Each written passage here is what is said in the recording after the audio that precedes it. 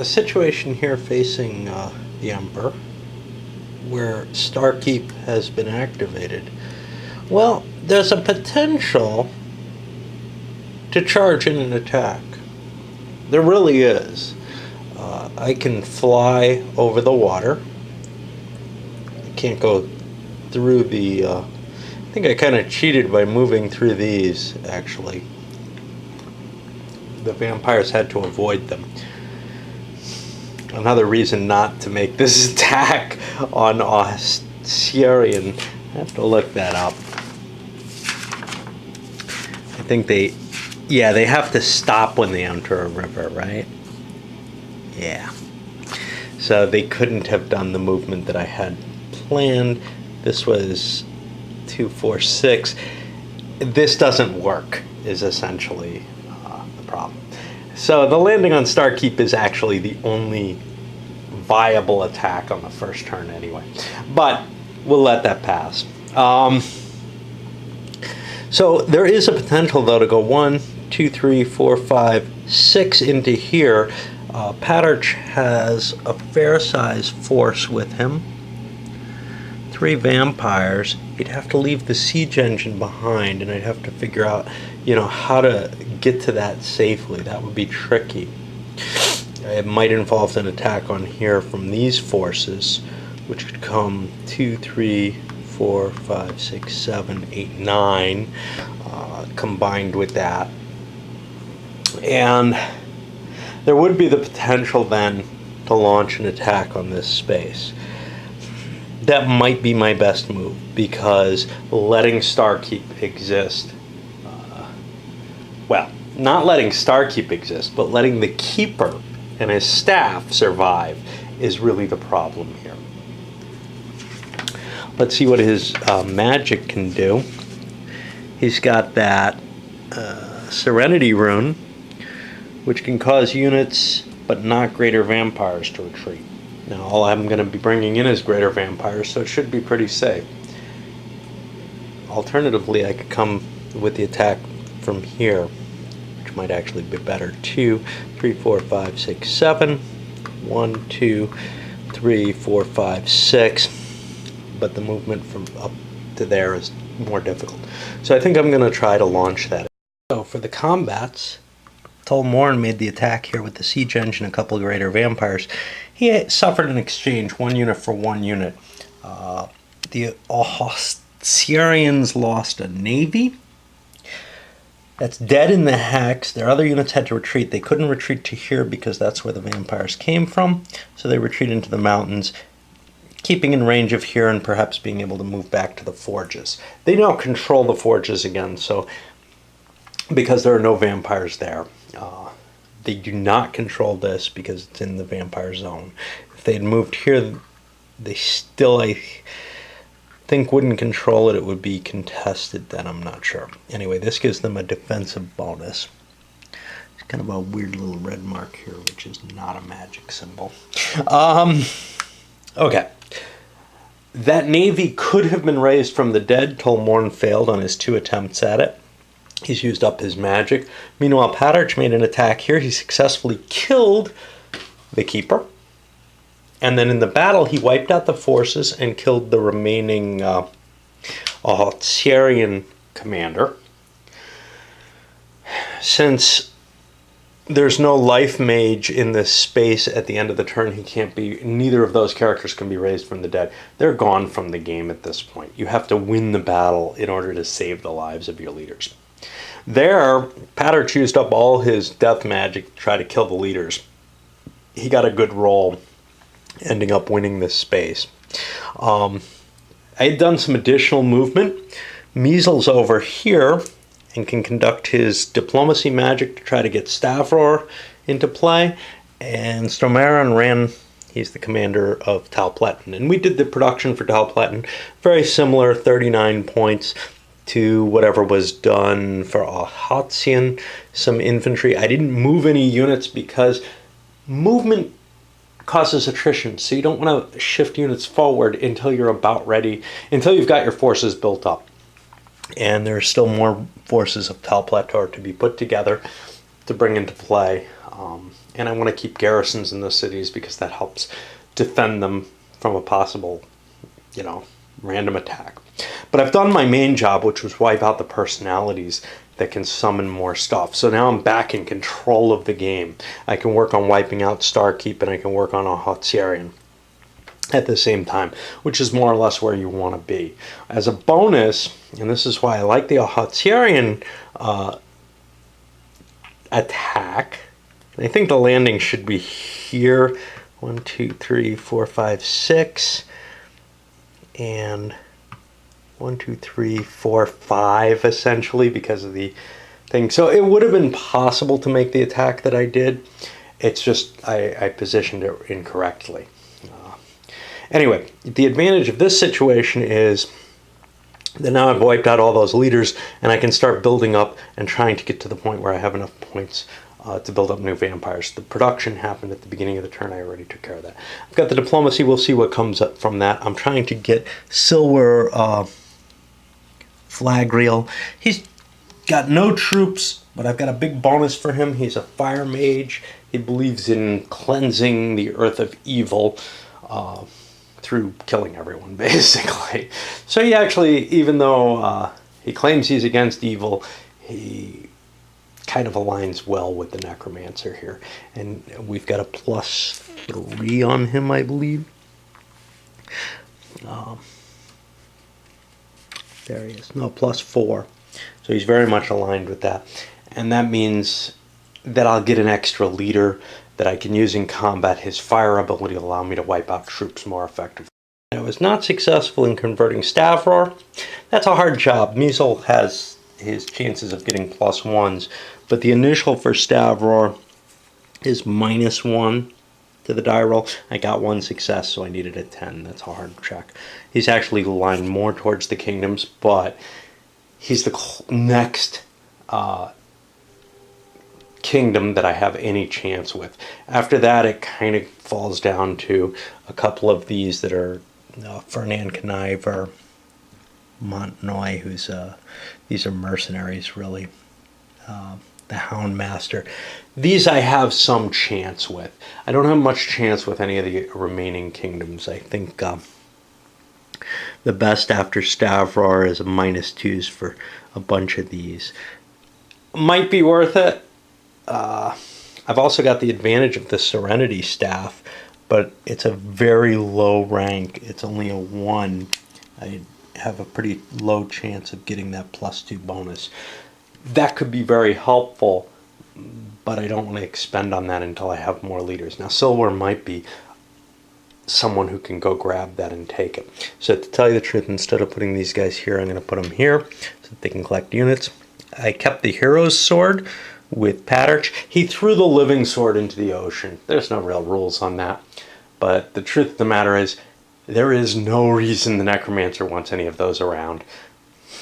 Hauling them around, I guess, would be an option, but, you know, it seems to me that these kind of minor magic items should be destroyable. He can't destroy the big, cool ones like the potent swords, but those are of some value to him. This thing is of absolutely no value. In fact, the leader here did use it in the hopes that because the combat odds were not particularly bad, I think it was only a +1 for the dark player, he would have had a chance of permanently killing some vampires. So now we move into the kingdom player turn, and the kingdom does not have much to do. He'll make his production, and then he has to decide, you know, where to move, but that's really it. And for production, Starkeep produced 10 points, enough to build another infantry, and that's it. Over here in Hotsierian, they produced quite a bit, like 48 points.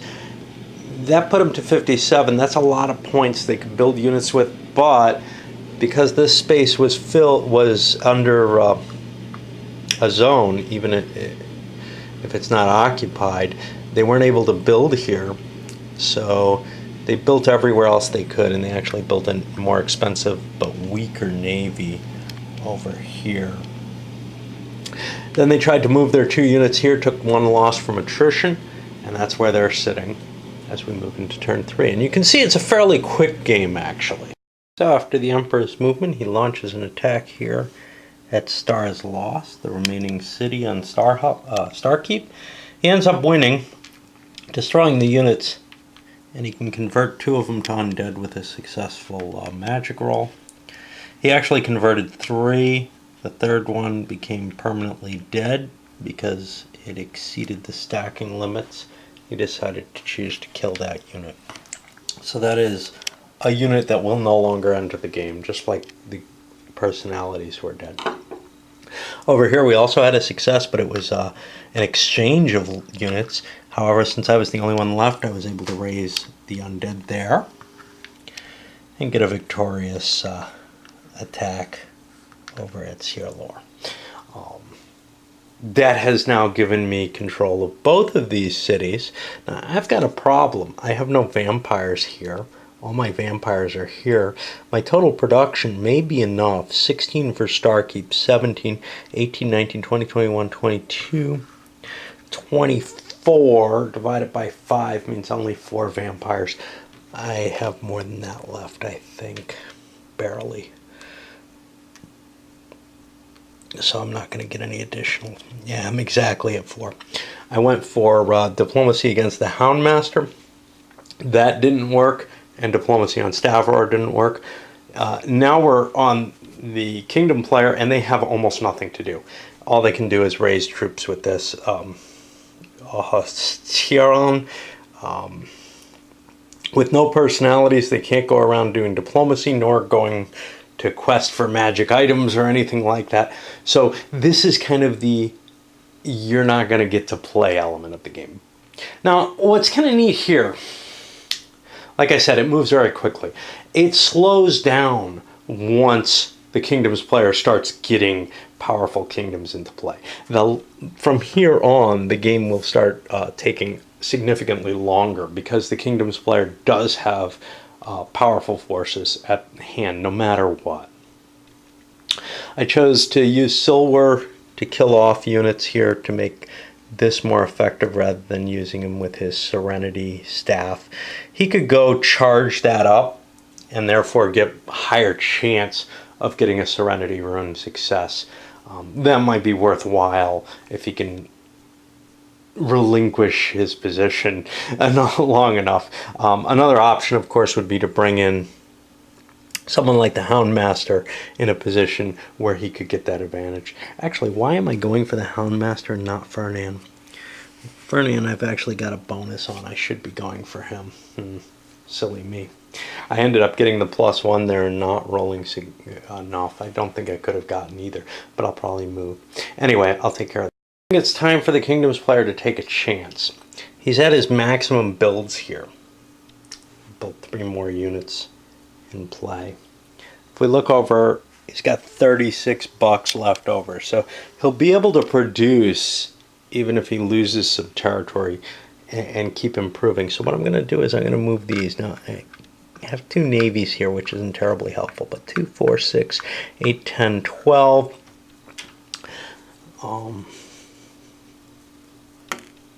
Yeah, I lost 2 units, which sucks. And now I've attacked, and I've attacked something presumably somewhat stronger than me. It's equivalent strength because of the city. It's doubled. And unfortunately, I'm facing it at a -2 because of Patrich. Actually, -3 because he's carrying the hero's sword with him. That was a mistake to build that, it turns out. A -3 means -1. I take 3R. I'm dead here. Now, Patrich used up... I don't remember how much of his magic.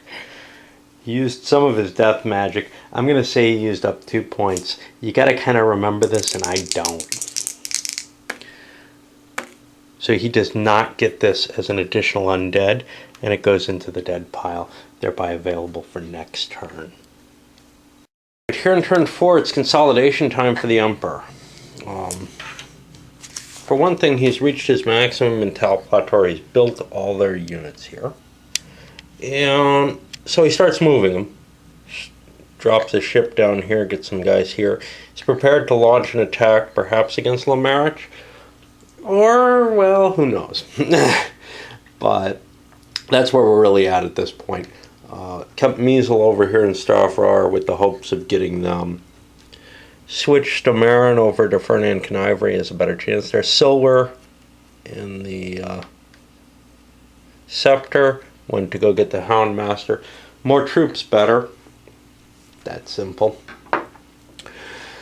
I have enough points. I could have built, I almost could build another vampire. I had 27 points, 5 vampires. Had to leave one behind to garrison this city. That's not necessary. I own Starkeep now, but I don't want to move one vampire. There's a 50% chance he dies if I do it. Of course, I'd get him back next turn. Left my undead garrisoning Stars Lost. Undead left here with the siege engine. As I moved the vampires, actually from here down to here to make an attack. I'm also using Pater Time. He's still got the hero sword. He hasn't been able to get to somebody and hand that off, although it's fine with him. He's going to raise up some undead. His hopes is maybe to be able to take these boats out with them. Who knows? Well, I'll come back after we get the effects of the battles and whatnot. Not a great turn. First of all, Tolborn lost 2 vampire units here in exchange. The 6 is a really bad roll. It's 2-2 with a retreat. He wins the space. He's got a vampire garrisoning it. Now next turn, remember, he had the ability to hold 5 vampires. He has more now because he's expanded into the forges, probably could hold 6. But he's only got 2 vampire units on the board, so he's only going to be able to grow 2. And he's going to have them in these small stacks that are hard to run around with, basically. This is one of the problems for the undead player, or the Emperor player. He has to try to avoid getting in this kind of situation. Well, not much I could have done. By keeping my vampires clustered, it means I have less production capability, but it also reduced my attrition chances. Anyway, Pater 8 didn't manage to raise any of the undead from there, so they're back in the Ahats-Siran. Now, Ahats-Siran is going to be fairly low on its production, though, with so many of its territories under control, but I may have to raise these units and start using undead to fight my battles for a while instead of the demonic vampires. Nothing over here, nothing in the diplomacy at all. Got some successes on the magic, but didn't get anywhere. And that means it's the kingdom player's turn. Not much he can do except build units here from Ahats-Siran.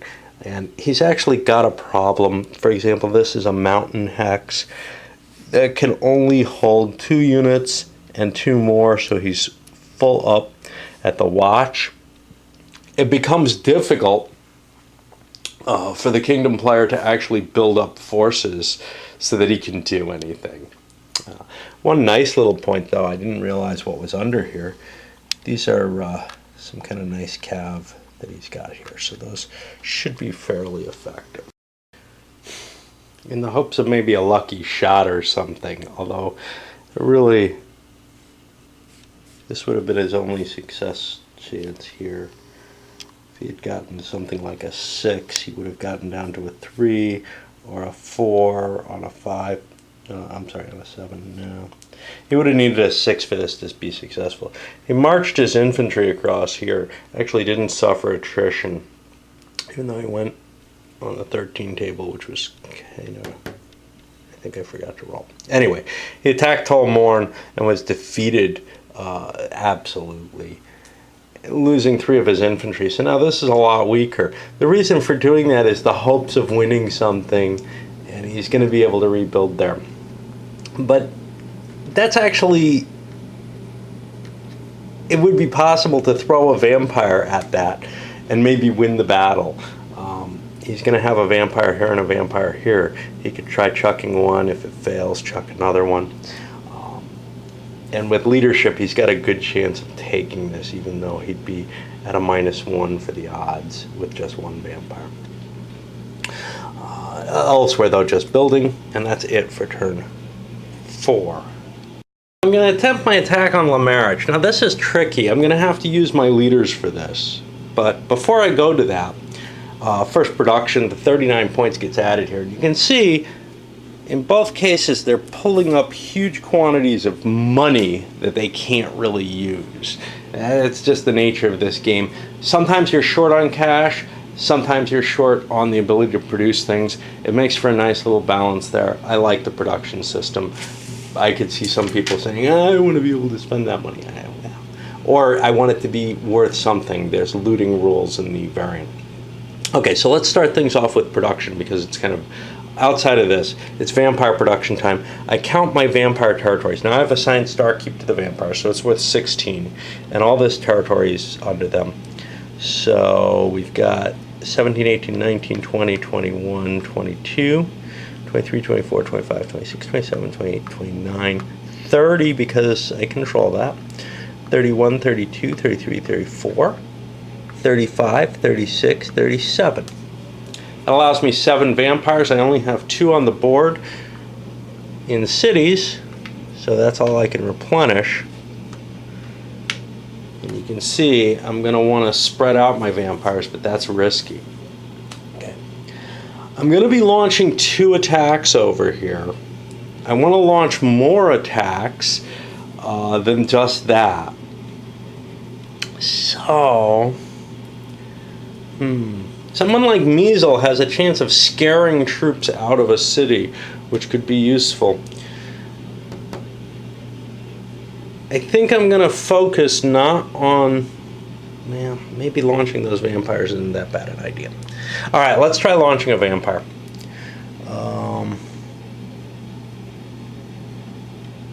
It's just there's so many choices here. I have these undead I could build up. They could be useful to me. They're only crappy 1-point infantry, though. But at least they can serve as garrisons. Let's try this. 1, 2, 3, 4, 5, 6, 7, 8, 9. That's not particularly good chances. They do not get away with it.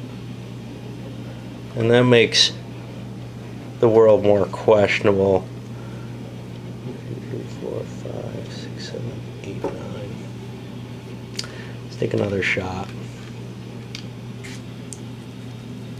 I feel like I'm way behind and have to take risks. So I'm in there with that. I want a leader there, there's no question. How good a leader, I don't know. Because I'm also going to launch this attack. And from here, coming out 1, 2, 3, 4, 5, 6, 7, 8, 9, 10. I'm going to lose 2 units on that. Luckily I have 2 kind of bad combat units. Now Cav pays less attrition, but that doesn't matter unless I have a stack of all Cav. And now I gather my boats and they can carry stuff. 1, 2, 3, 4, 5, 6, 7, 8. Should have enough stacking there or lose something or something. And there I'm going to lose 2 more units. I don't lose the boat and the Cav. Losing the boat, it's the more expensive piece, and as is the Cav. But I feel like, even though it has the same strength as the infantry, I'm less likely to be able to use the boat. I can sail it into here, though. So, maybe I'll lose an infantry instead. There I've got fair odds, in my view. So I might send someone there, but we'll see. Let's see who else. We're going to send... We got to figure out who's going to lead which stacks. These guys, let's see what they do. 3, 6, 7, 8. On the attrition table, and yes, I know I don't usually do this, but 2, 5, 6, 7 to there. Oh, I lost 2 from that stack. And that's painful because I've got to lose a 2-point infantry. And already you're seeing there's a randomness in terms of what your odds are going to be because of the attrition table rolls. You make a decision to attack somewhere, and you may or may not be able to do it. Okay, so I'm going to pull silver. The reason for this is I want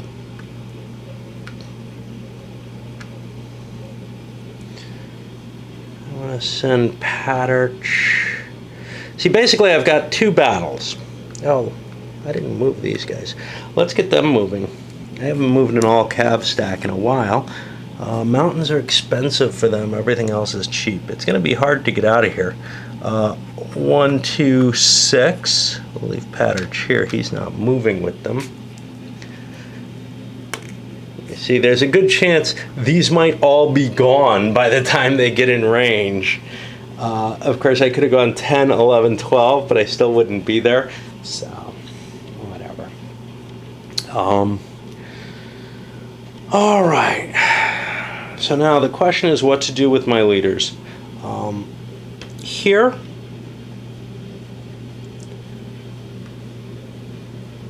I'll use Tolmorn there.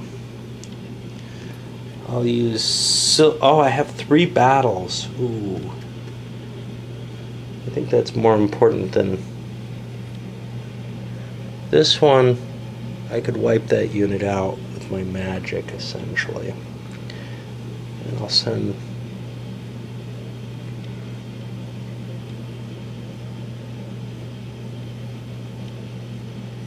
Patterch down here, maybe. See, my thought here is if I move Patterch over here, he's got a better chance of winning this, converting that to an undead, and I'll send Tolmorn here. They're both equivalent leaders. I'll be back to report what happens in the combats. Oh, I've got to decide what to do with my terror guys. I'm good with where... Okay, this turn so far was largely a disaster for the Emperor. No diplomatic successes, again. Again, the magic I'm not counting. The attacks here, Silwer managed to take Tar-Lalam, but he did it through the Serenity rune, chasing a big unit out. Over here, Tolmorn was actually attacking at a disadvantage because of the units he lost. So he ended up causing no losses and taking 2 units loss. He's kind of weak and maybe counterattacked there very easily.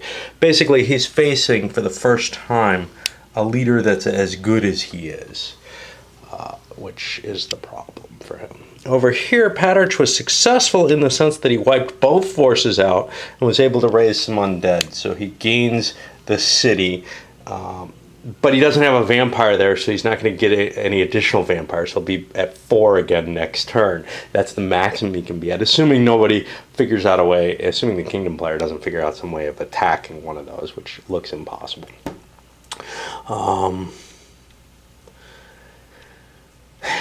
Yeah, so it did not work out well for them, just because this retreat would have been okay if this had fallen or been badly hurt, but now he's got a decent amount of forces. He can start funneling them down this way, or even perhaps run in and grab a city which is more defensible and take some production from Tal Plateau. That doesn't matter much, to tell you the truth. So we'll see what the Kingdom can do. It has some free pieces over here, but with the boats they're not really able to do much. But over here it definitely has the ability to start fighting, and he has a hard choice in mind. What does he do with his leader? Does he send his leader over to look at the diplomacy table and try to get, well, not Coastal Coast, not the Dragon, but Zoroaster is a +2, Lamarich is +2, the Keller and Oriat is fairly easy, and Ferlari are fairly easy to get, +4, +3. Or does he try to wipe out this threat at Tal Plateau? He can't completely wipe Tal Plateau out, but if he could kill Tolmorn, that I believe puts him out for 2 turns. I lied. You're allowed to recruit as many as the city value in the city, so I was able to recruit 2 here instead of 1. Now I'm overpopulated, and I've got to try to figure out what to do. I may send a quick strike force out here, try to take this. That looks pretty easy at this point. The attacks for the Kingdom players went poorly. Now, Tolmorn made a mistake on his attack. He forgot he had the kill spell from his death rune, and he didn't use it. He used it in defense here. And, well, had he used it successfully in attack, he would have taken the city last turn. Here, he ends up killing this fairly good leader. He had got a hero success chance to try to save himself, and he failed that. And he also wiped out 2 of the cav. A third one retreated back. And with his other point, he was successful enough to get the rest of the cav as undead. Now, here comes an interesting question. Am I overstacked at this point? I don't know. I certainly want to wipe out the cav. I mean, I want the cav to be undead. But I don't think stacking is checked on the defender after combat. I think it's only checked on the attacker. That may be a oversight, though, because there is something somewhat disturbing about it to me. No, it's very specific. It's only the phasing player who has to worry about it. So I'm going to have a turn to get out of there with my dead or undead, and probably able to take this. That was a good turn for the Emperor. On the other hand, the attack on here succeeded partially. It wiped out both sides. The siege engine can't control this, so now I've got to figure out a way to get troops there. I'm going to have some vampires I can try flying in to either here or here. Either one works. And, you know, that's going to be next turn's goal. I may also be able to launch an attack up here and finish off Ahat's Huron.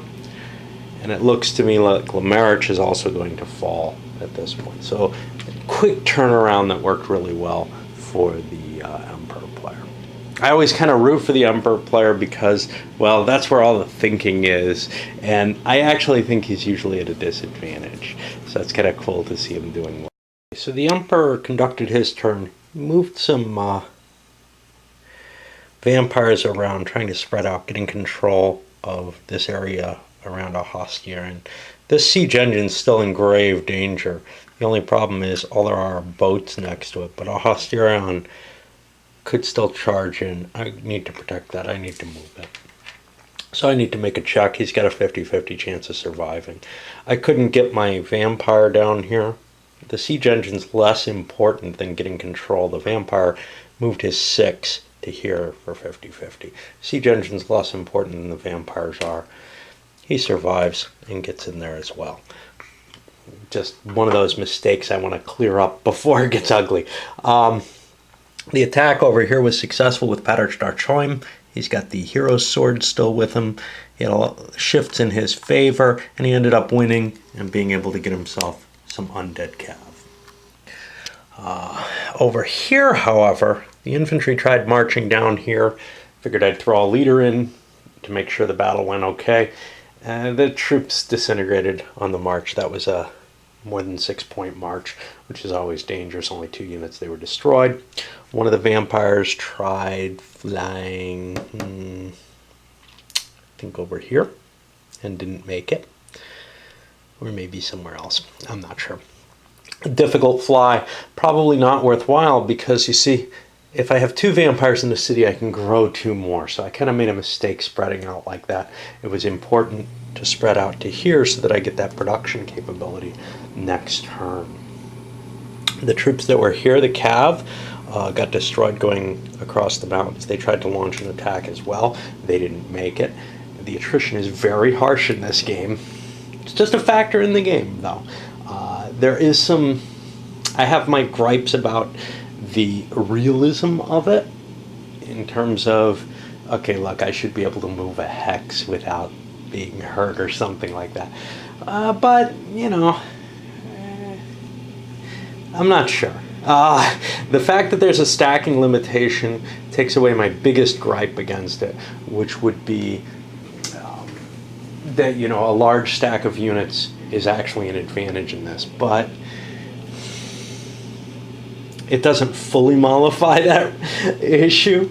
I feel like more should be done on the attrition system here. For the diplomacy side of things, Measle, Silware, and Stromarin all failed.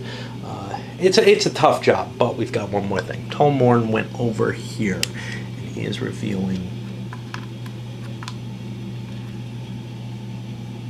something I can't quite read. I think that's Thoth. I can't see it with my glasses. No, I'm afraid that's Syrax, and that's bad news for him. That's the dragon Syrax, which means he has almost no chance of getting it into his control. He's got a -2 on the die roll. He'll need a 12 to have it convert over. That's a Pro Kingdoms monster, essentially. He does not get it. Came close. Now he's got to fight. And now here comes the weird thing. I'm not sure whether or not he can use magic in this. He's got a 3 heroic combat. I would like to use magic to kill him, because I haven't used my death magic yet. But by the sequence of play, I don't think I could use that. I think I'd have to use it in the normal combat system. So I'm not going to get to magic him. On the other side, he wouldn't be able to magic me with his fire magic. So I'm forced into using, and I actually sent him there because of that, but also because he has a high heroic combat. He needs to get, I think, higher than a 3. No. Has to be a 3 or less. Otherwise, he's dead. But I think he only dies temporarily for 2 turns. He is dead. The monster has defeated him, and I believe it is not mustered at this point. Someone would have to go and activate it. So we're not going to see Tolmorn for a while, and that's a serious blow for the Emperor player. He could have used him to go around, maybe trying to summon some additional undead troops to help out, because we're kind of low on troops right now. But had I been able to find one of the really cool items like he steps on Prana, that would have been very valuable to me. Alternatively, had I been able to find one of the monsters which is more aligned with the evil player, that would have been cool. Chances are those magic items are safer for the Emperor to be searching out. We did our full production actually over on Tal Pletor, and we got some additional vampires again. We're up to 3 now at the end of the turn. It should be 4. I shouldn't have risked that second move. And now we'll go to the Kingdoms player turn. Not a lot for them to do again because they have no people. They have this unit loose here, but at this point Lamarich has fallen. And he can't run out of Lamarich without invading another territory. So he's got to kind of find himself a safe hidey hole for a while. He can't build any more troops. There's not much he can do, but he could maybe launch an attack against this. Of course, the march there could well kill him, so he's safer kind of just kicking around somewhere. Okay, so after performing some quick calculations, 16 plus 56, which I don't have, plus 28, I come to 100 points. Now, from the victory conditions, that would be a marginal Kingdoms victory. I need another 16 for a draw, and significantly more for a Necromancer victory. How many more? Well, I need to pull at least 36 points. This is important. I have to figure out where I need to take, because I don't want to declare too many things combat-wise. What I'm looking at right now is Clarion or Riot, but here's the problem. Much of my force is over here, so I may have to bring Loimarich into play. It may be easier to make the attack against Clarion first, and then combine my forces, or do shipping to get around and prepare myself for the eventual fight against Alastor, which will, when they come in, that doesn't swing things entirely to the Kingdom's side, but it does probably bring the game to kind of a standstill in terms of what the evil player can do. Even if he gets something like Stavror on his side, it looks like huge stacks here, right? But they're very weak compared to what the Zoroastrian units are. So I want to try to get in the minimum that I need to, and try to build up my vampires as much as possible. So now the big question is, how quickly do I want to hit here? And if that's not my goal right now, what else do I need to do? Do I need to go get another magic item? Do I need to start raising undead? There are some undead here, here, here, and here that are all available to me. There's basically, I have one good leader at this moment, Starkeep, and he is the necromancer, and I have to decide how I'm going to use him. Or do I want to go for the magic item? I have one more available to me right now. I can't go here. This is out in the water, but it's within the Clarion Riot. I can't do that without attacking. I don't really want to move my vampires anymore.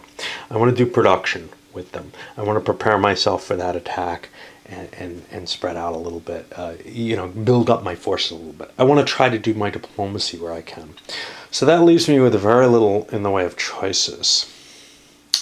I think I did my production here, built up forces over at Tal Pletor, but I'm not going to move. I'm not going to try to chase this thing down, not until I'm ready to move against Loimerich or against Olorhastor.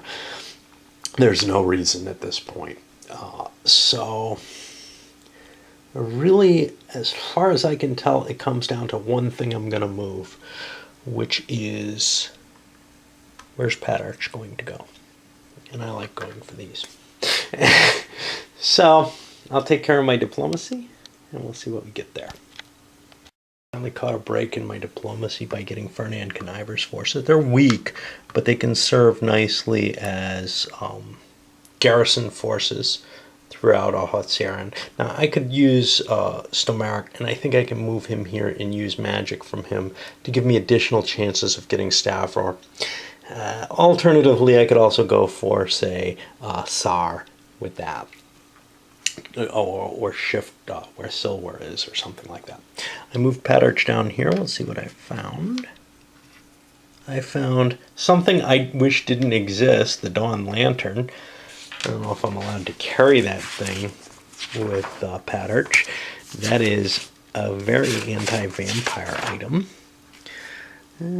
Combat strength of all vampires is reduced by 1 each. So yes, I can carry it, but I don't have to declare that I'm using it. I wish I could throw it somewhere and destroy it. But unfortunately, like the One Ring, the magic items in this game are completely indestructible. So we're done with the evil player turn.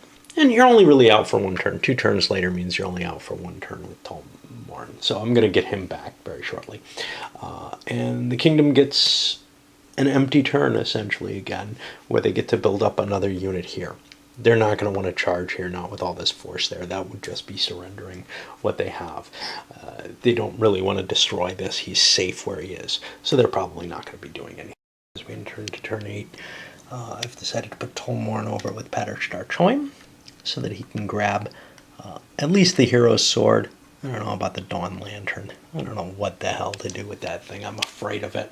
Anywhere I put it, I probably can move it over here. But the thing is, if the Imperials, say, make an attack and win over there and get control of it, nothing good's going to come of that. I'm going to load this one up. I was kind of hoping to make it to turn 9, but, this has been a long video, and I don't like making these too long. They become a pain for everyone. So, the reason for turn 9 is because turn 10, the whole game kind of changes, because we bring the Empire into play, and it's able to really, start activating other kingdoms, and all kind of stuff starts happening. Of course, there's a lot of questions. Who do you want to use where? They're not as good as the people of Starkeep, as the Keeper is at activating stuff.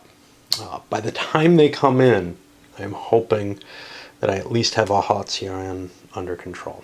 I'll be able to move some vampires with me in that direction without taking much risk, because I'll have Fernand Conniver with me, and I can take his losses.